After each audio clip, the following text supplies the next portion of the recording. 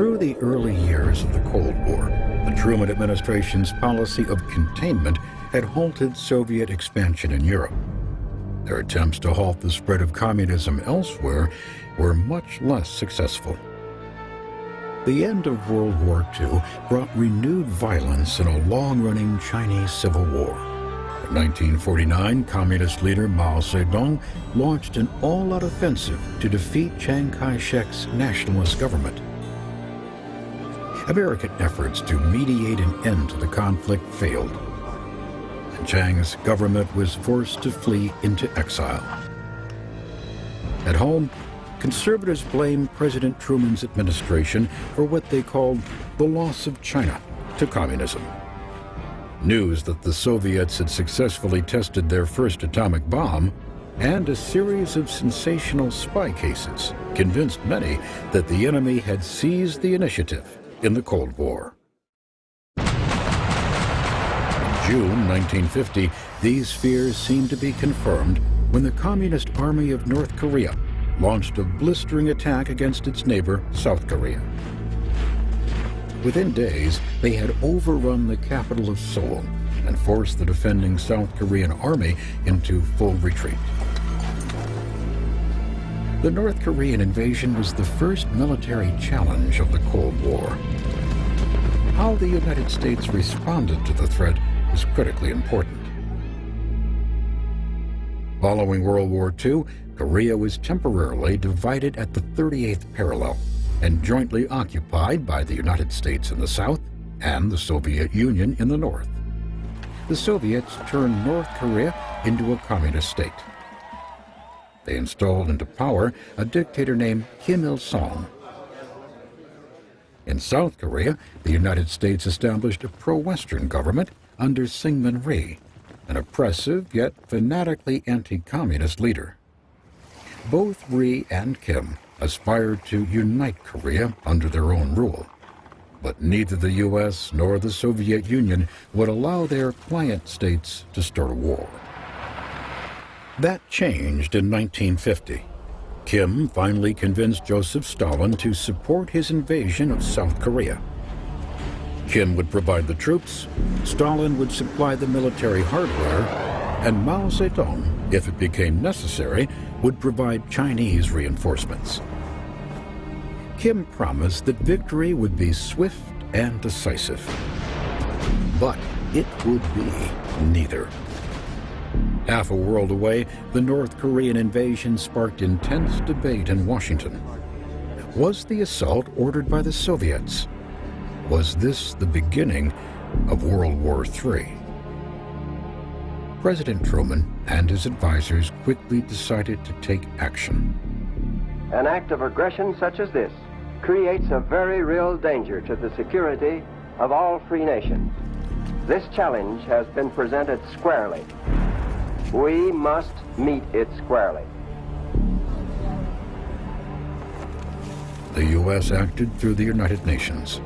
Their mandate was explicit: repel the attack and restore peace to the area. A coalition of 15 countries agreed to send troops. But the overwhelming majority of fighting men were American, fighting under General Douglas MacArthur to defend American interests in the region.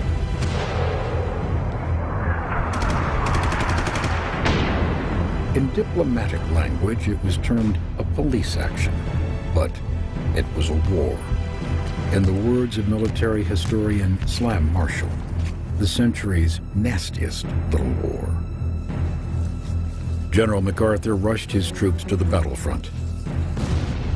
But the ill-prepared units were completely overwhelmed by the disciplined North Korean army, fighting with Soviet tanks and artillery. Within a month, MacArthur's army had retreated to the tip of the Korean peninsula, near Busan, while plans were laid for a daring amphibious landing behind enemy lines at the port of Incheon. If it were successful, the North Korean army could be trapped. If it failed, UN forces might be wiped out entirely. The assault at Incheon came on September 15, 1950. It was a gauntlet. Dangerous currents, extraordinary tides, defense fortifications, and massive seawalls. One planner described the obstacles.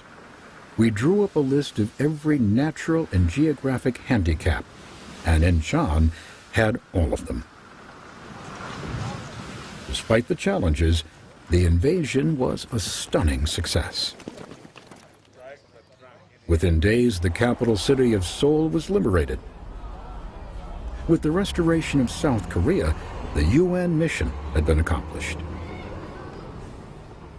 But General MacArthur demanded the authority to cross the 38th parallel into North Korea.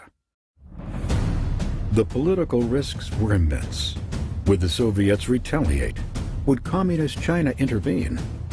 There were rumors that Mao's troops were already massing along the Yalu River, the border between North Korea and China. President Truman reluctantly agreed to MacArthur's appeal, but he warned his general, stay away from the Chinese border. Mr. President, MacArthur replied, if the Chinese cross the Yalu, I will make of them the greatest slaughter in the history of warfare. In early October 1950, the first American troops marched north, across the 38th parallel, toward China. By the end of October, MacArthur's forces had captured the North Korean capital of Pyongyang. By Thanksgiving Day, they approached the Yalu River. As the general prepared for the final offensive, he cabled President Truman. This should, for all practical purposes, end the war.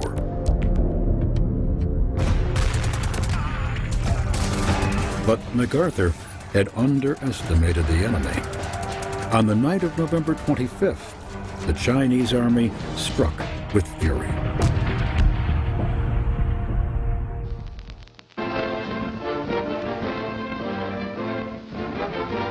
At the White House in Washington, top defense officials of the nation gathered to discuss the gravest world crisis since Poland and Pearl Harbor. President Truman voices his accusation of red imperialism. The forces of the United Nations are in Korea to put down an aggression that threatens not only the whole fabric of the United Nations, but all human hopes of peace and justice. If the United Nations yields to the forces of aggression, no nation will be safe or secure. If aggression is successful in Korea, we can expect it to spread throughout Asia and Europe and to this hemisphere. We are fighting in Korea for our own national security and survival. We have committed ourselves to the cause of a just and peaceful world order through the United Nations. We stand by that commitment. UN forces fought desperately to escape the Chinese onslaught. At the Chosin Reservoir, 6,000 Marines were encircled by the enemy. With temperatures dipping to minus 40 degrees below zero, their situation seemed hopeless. But in a heroic effort, dubbed the Chosin Breakout, their big guns and air support smashed the Chinese lines. 60,000 enemy troops were killed, and the Marines escaped. General MacArthur demanded that he be allowed to wage an all-out war against China. But President Truman was determined that Korea should remain a limited war. When MacArthur made it clear that he disagreed with that policy, the president fired him. By the spring of 1951, the war had degenerated into a brutal stalemate near the 38th parallel. American troops continued to fight and die in Korea for 2 long years.